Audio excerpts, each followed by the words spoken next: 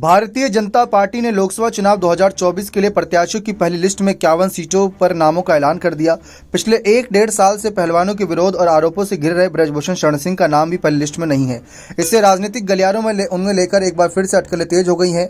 समर्थकों को अगली लिस्ट का इंतजार है। वहीं कई जानकारों का कहना है कि पहलवानों के विरोध के साइड इफेक्ट्स के मद्देनजर बीजेपी में यूपी के इस कद्दावर नेता को लेकर अभी कोई राय नहीं बन पाई है। हालांकि केसरगंज के समर्थक चुनाव की तैयारी में जुटे हुए हैं। इस बीच पिछले 1.5-2 साल से ब्रजभूषण शरण सिंह विवादों में घिरे हुए थे। कई महिला पहलवानों ने उनके खिलाफ यौन शोषण के आरोप लगाए थे। उधर ब्रजभूषण सिंह ने इन आरोपों को अपने खिलाफ साजिश बताते हुए साफ कहा था कि लगातार खारिज करते रहे। आरोपों से घिरे ब्रजभूषण शरण सिंह के भारतीय कुश्ती संघ के अध्यक्ष पद से हटने के बाद उनके करीबी संजय सिंह इस पद पर निर्वाचित हुए थे, लेकिन पहलवानों के विरोध के बीच उन्हें भी हटना पड़ा था। अब जब लोकसभा चुनाव के लिए टिकटों का ऐलान हो रहा है तो जानकारों का कहना है कि ब्रजभूषण शरण सिंह को लेकर बीजेपी दुविधा में है। वजह यह है कि ब्रजभूषण शरण सिंह को केसरगंज के अलावा गोंडा और आसपास की कई सीटों पर अच्छा खासा प्रभाव रहा है। वे 6 बार सांसद रह चुके हैं। उन्हें 5 बार भाजपा और 1 बार सपा से जीत हासिल हुई। वे पहली बार 1991 भाजपा के टिकट पर जीतकर लोकसभा चुनाव पहुंचे थे।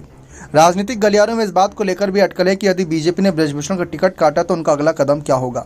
सांसद ब्रजभूषण शरण सिंह की चर्चा यूपी के बाहुबली नेता के तौर पर भी की जाती है। मीडिया रिपोर्ट्स के मुताबिक 1974 से 2007 के बीच उनके खिलाफ कई केस दर्ज किए गए थे।